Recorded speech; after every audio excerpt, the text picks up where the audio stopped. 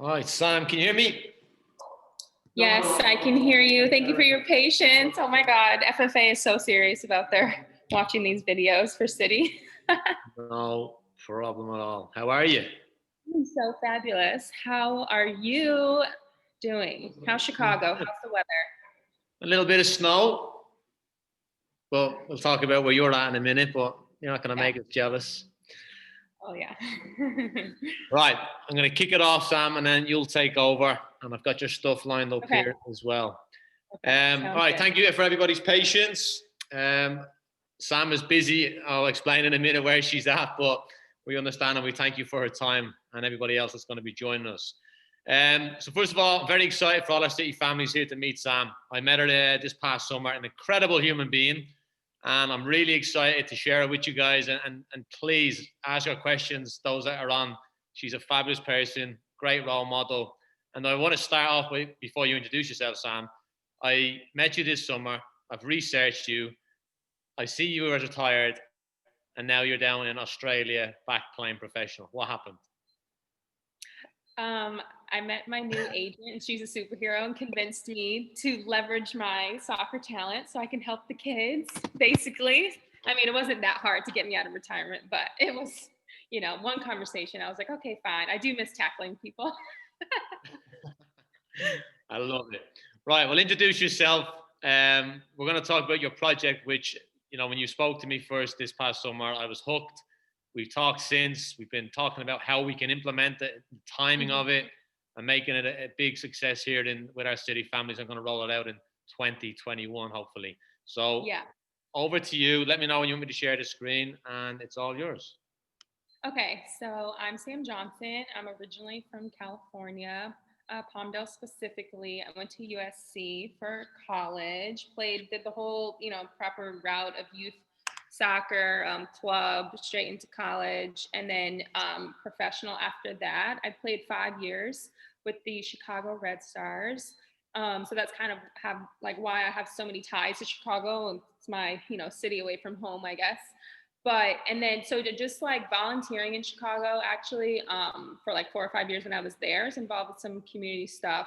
I sit on the board actually for America Scores Chicago, which is a nonprofit there, and they do soccer and poetry for the kids on the South Side and the West Side.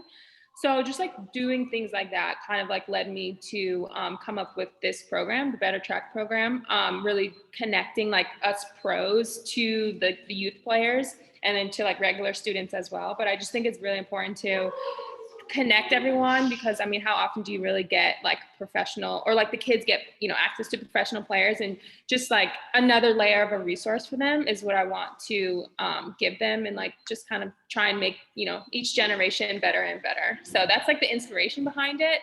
And I just have myself obviously have a motivation for that, but I know so many other great people, and Amobi, I see Amobi's name, he's on there, he's one of those too. So there's people like us that we want to help, you know what I'm saying? And we maybe just don't know how or where to do it. So I'm kind of just trying to give everyone an opportunity to kind of do what they naturally want to do, which is help the next generation of soccer players. Yeah. So, and that was beautiful. When you told me that, I was kind of do the pros really want to do that? And when you told me and you engulfed me in what this all is, and we presented in a second, I was like, that's amazing. And that's going to be, and can your pro players put their cameras on so we can see them? Who's in the house? I haven't scrolled through everybody, but I see Amobi's on. But yeah, so I just have a few people. We have, of course, the mains, MLS players, and then we have the NWSL players floating around. I've created just a database of mentors to choose from. So we'll have some good people on for sure. And it's all just meant to be very, genuine. I don't twist anyone's arm to be a mentor. I kind of just talk to them, and if they're already active in the community, it's more of an authentic thing. You know what I'm saying? And so most of us kind of have already talked to kids, or we go do appearances and stuff. And so the people who obviously genuinely like to do those things are the ones who are going to be involved. So I think the kids will get a lot from it, and just being able to ask the pros questions about soccer, but also just questions about how to be a professional person, in general, so.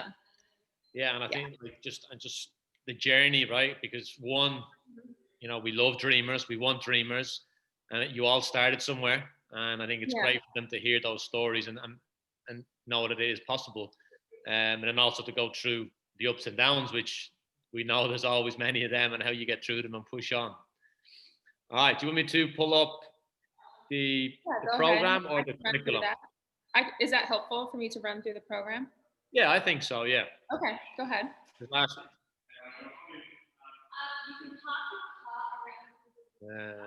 see. Yeah, just skim through it.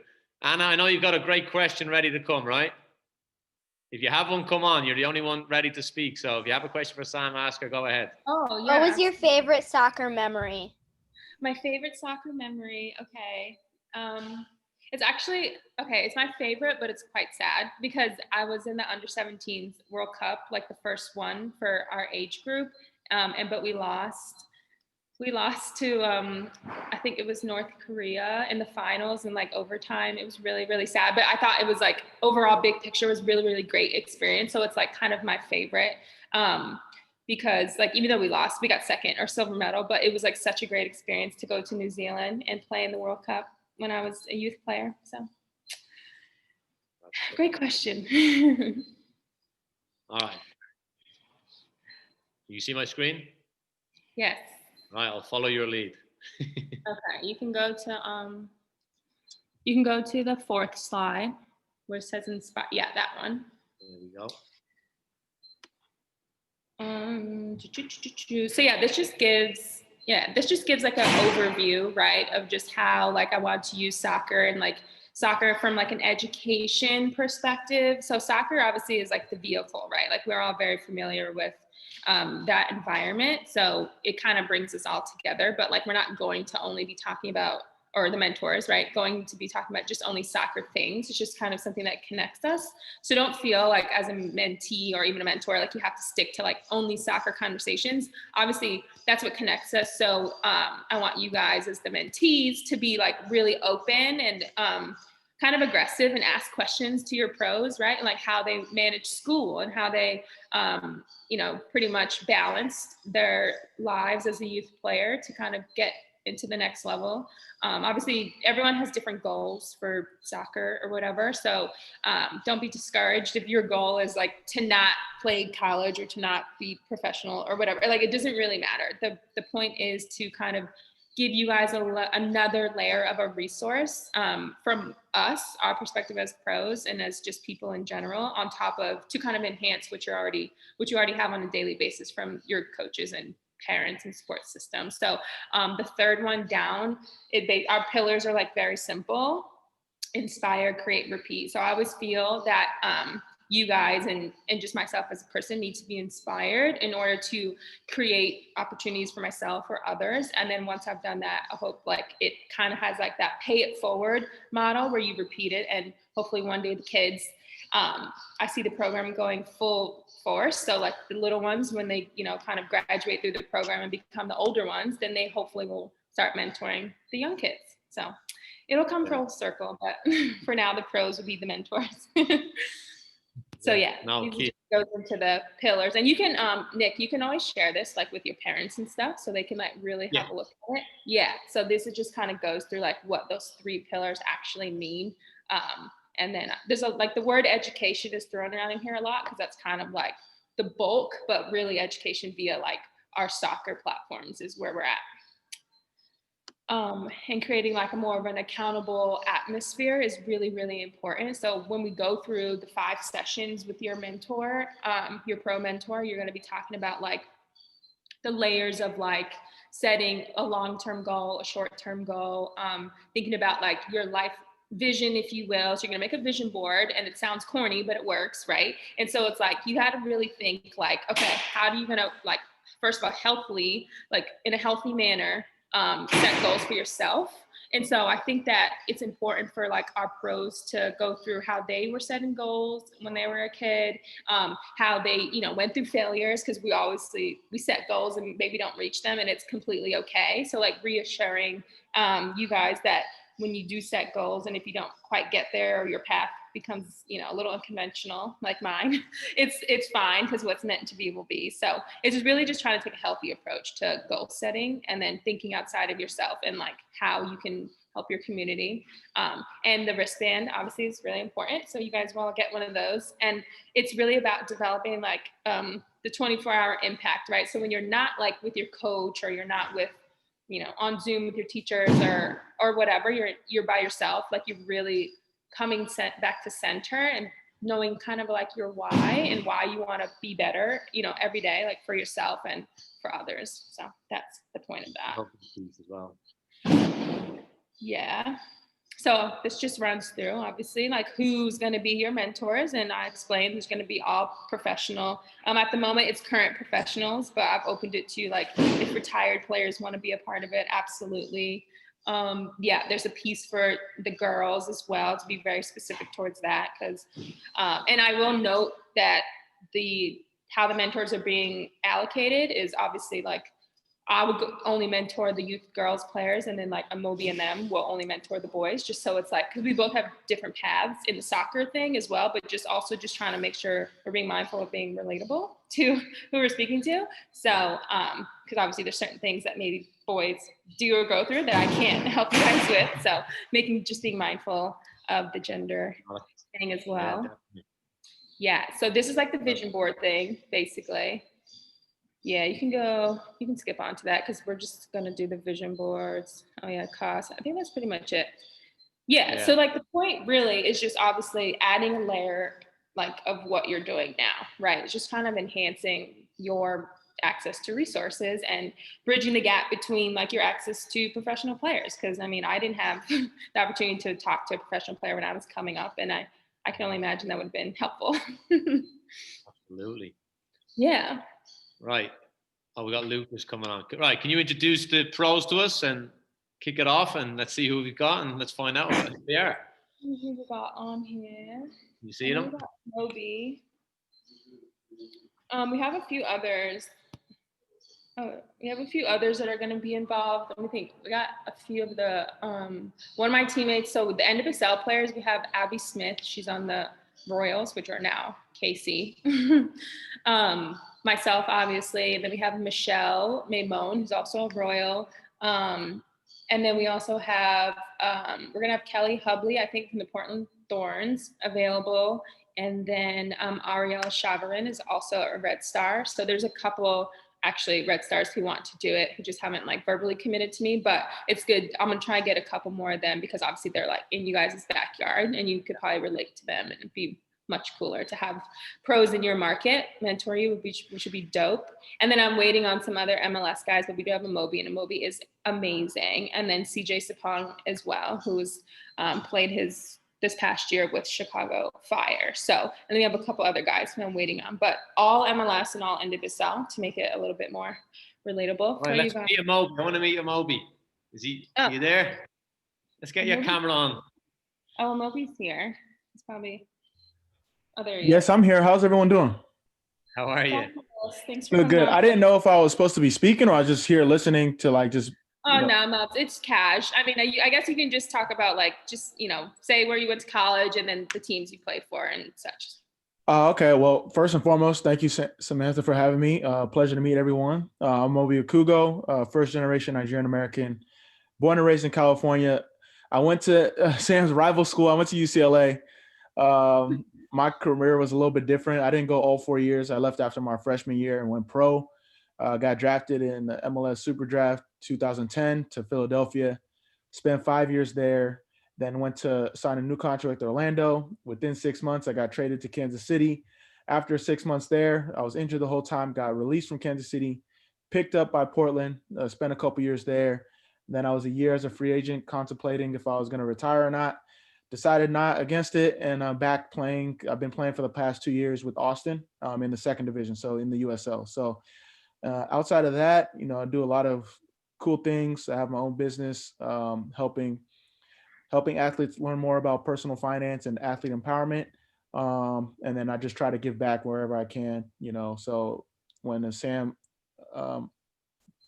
told me about this opportunity, I was all for it, and trying to figure out ways I can help and help the next generation, because you guys are the ones going to be playing on the field when I want to watch you guys play when I'm older, and I'm going to be doing amazing things. So thanks again for having me. I really appreciate it. Thanks, Mobs. Love it. Thank you. And you obviously know Keith down there, the vice president from Dublin. Oh, so I'm with Austin Bold, so not Austin FC. Yeah, Oh, okay, I'm not familiar with too many of the Austin FC staff. Okay, my buddy's down there. That's what I was wondering. Was in the Oh, okay. Oh, well, shoot, put in a good word. I'd love to go for that team. yeah.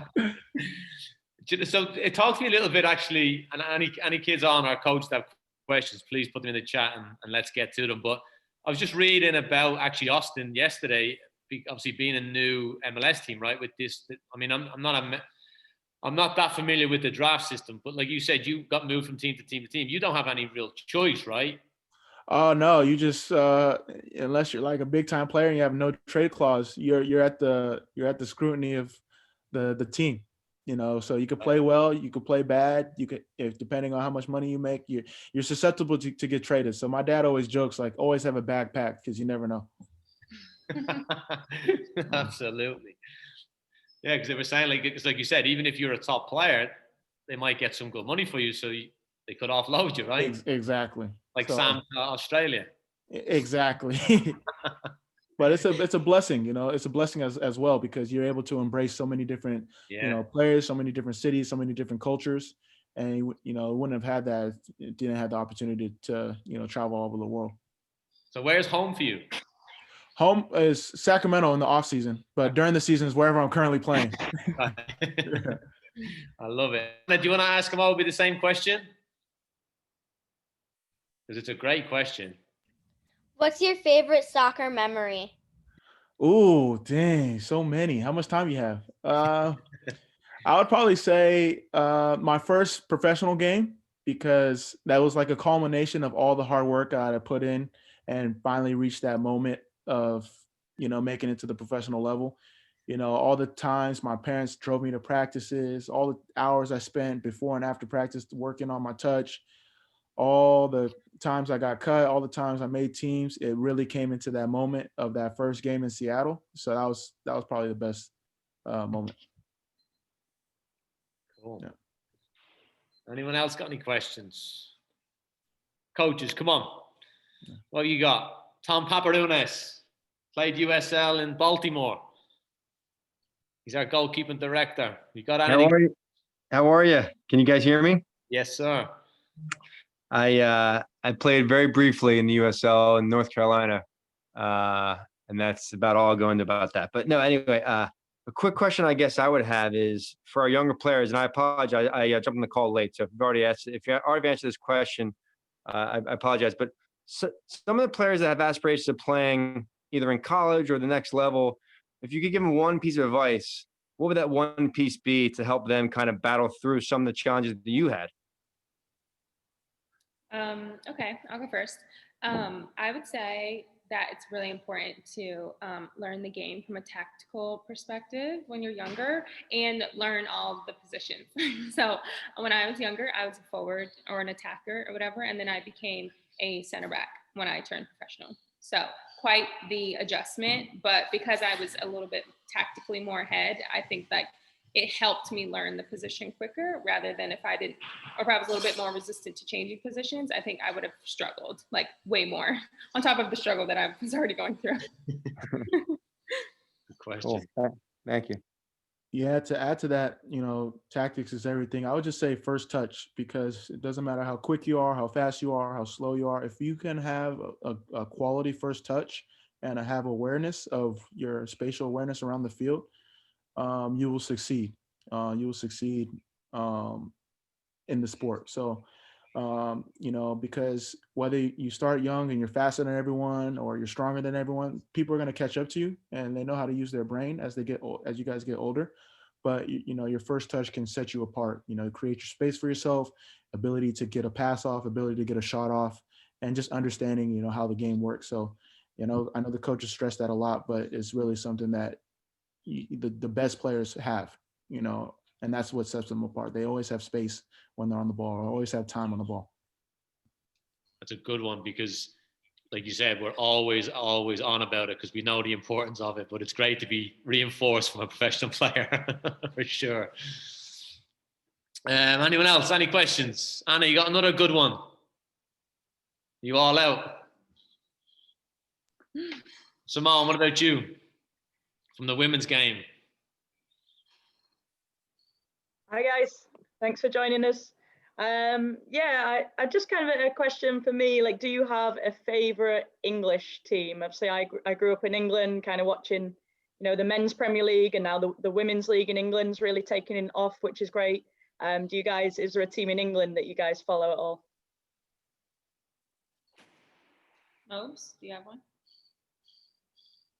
Sorry, can you repeat the question? I was away for a second. Do you have a favorite English team that you follow? Oh, I can go on about this. Yeah, go on, Chelsea. I'm a Blues supporter. Yeah, I'm sorry if I hurt your feelings, but I'm yeah, a Manchester City girl, but as long as it's not Manchester United, that's okay. Okay, yeah, perfect. I don't like Man United. I've been a Chelsea fan, as bad as it sounds, since '03, but not because Mourinho, not because they got good around that time, but because Makelele, D mid, that's when he got over there, and that's who I tried to model my game after. That's a good reason. Who's your team, Sam? No, I don't have a team. I'm from Los Angeles. We're a bit fickle when we come. We just go for whoever wins. So I'm a poor fan. So here, talk to me. You went to Australia. You were in quarantine in the hotel for 14 days. How's your experience been so far? Oh, Jesus. Well, now that I'm out of quarantine, it's been lovely. And the weather in Melbourne's actually quite nice. It's not too hot yet, but it's about to get really hot. But yeah, quarantine was a struggle. 14 days with no fresh air, and only allowed to open the door when food comes. So that was quite the experience.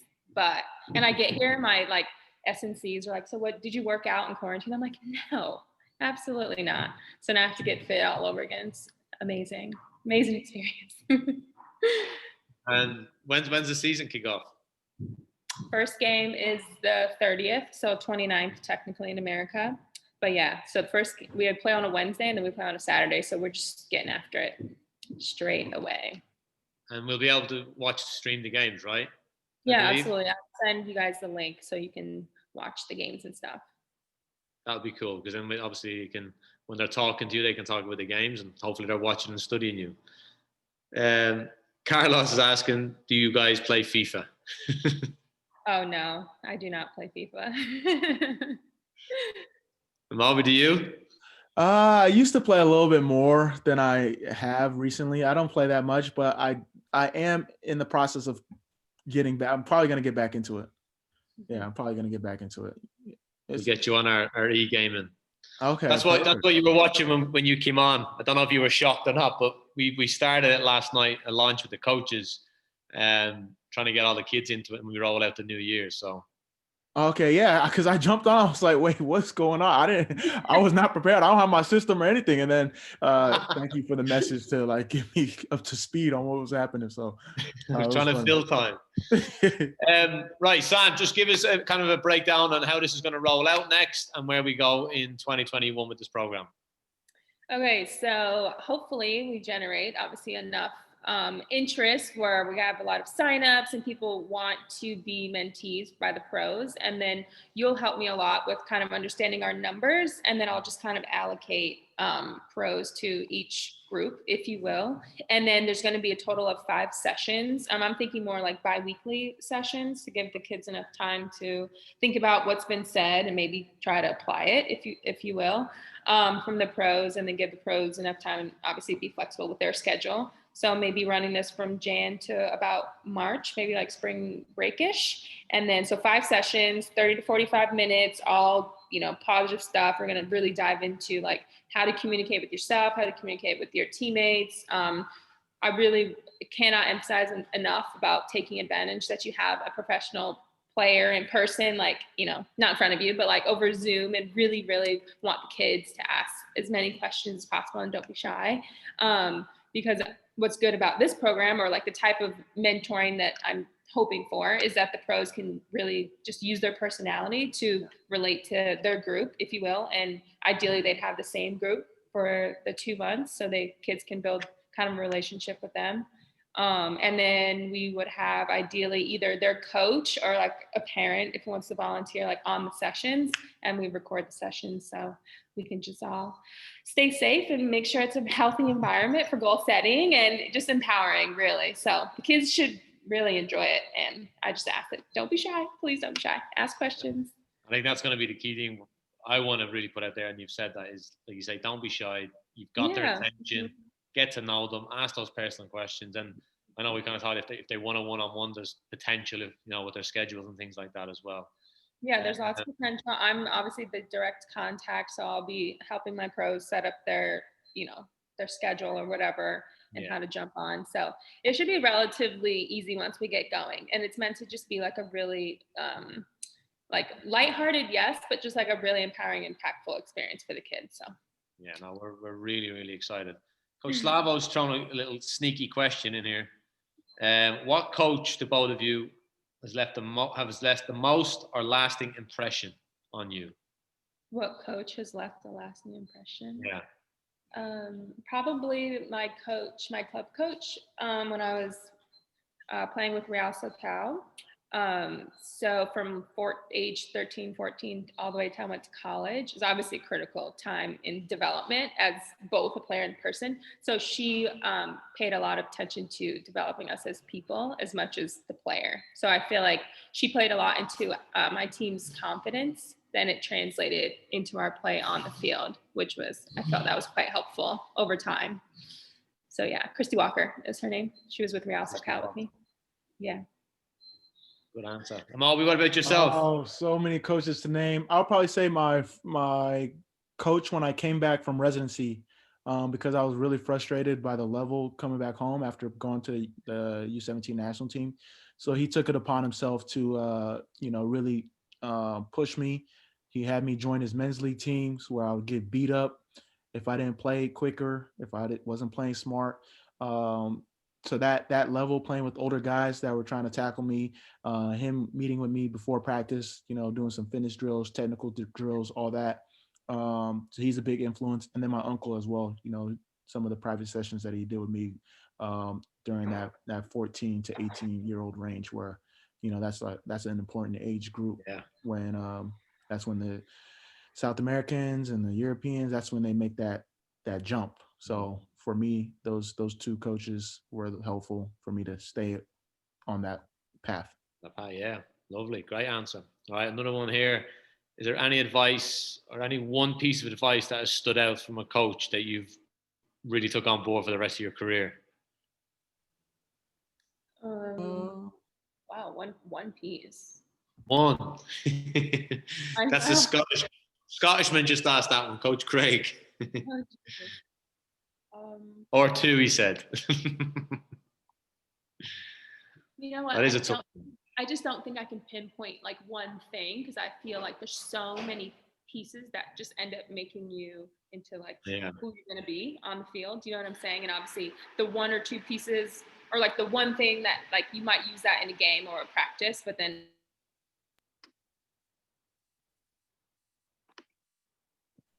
I will say like it's really important to always be switched on in training, out of training, whatever, just mentally always try to be stimulated because there's so much information that can be taken in and you want to try and digest it and then use it straight away. So. Yeah. So for me, the one piece of advice was probably like always make a lasting impression. I know that's kind of bland, but so basically doubling down on what you're good at. So if I'm a center mid and I know my role is breaking up plays and keeping possession, then do that. I'm not going to be the one that's trying to dribble three guys. I'm not going to be the one switching the field. I'm going to be breaking up plays and keeping the ball moving. If I'm a center back and I communicate, I organize, make sure that's what I do. Obviously the other things will come, but double down on what you're good at, because that's what got you to this point. So that's the one piece of advice that a coach has given to me that was really good, because every person has their role within a team. Obviously a forward, they're going to score the goals and they get noticed. But as a center mid, it's not my job to score the goal. So I don't have to worry about doing what the forward needs to do. I need to worry about advancing the defense to the offense to the defense. So sticking to my job and doubling down on that. That's a great one. I like that because the first player that comes to mind, I know Makelele did it, was Roy Keane, obviously being Irish. Yeah. And he always said, like, he never did anything flashy. He got the ball, one touch, two touch, got rid of it, gave it to the best players at Man United and one of the most successful teams in the world. and he did it Exactly. well. It is. And he It's did so it well, and now he gets noticed for it all not during the game, but as you look back on that team, he was an integral part. And because the hardest thing to do in soccer is the simplest things. So that's what it's all about. Consistently well as well. He always talks about how he was consistent. And actually, when they played Man City, Simone won't like this. When they this past weekend, they put a stat up on Sky Sports. He's never lost a Manchester derby in his career. I thought that was pretty cool. Now I know Man City weren't great back in the day. Right? Is that why he was so outspoken during the last derby when they were like hugging each other? He's a winner. All right, guys. I know your time is valuable. Thank you so very much. We're really excited about this. It's something unique, especially for our club. It's something we talked about, just doing it with any kind of mentors, but to have pros doing it is going to be so awesome. We're so excited. Happy holidays, safe travels. Good luck in your seasons. Any last words for our viewers?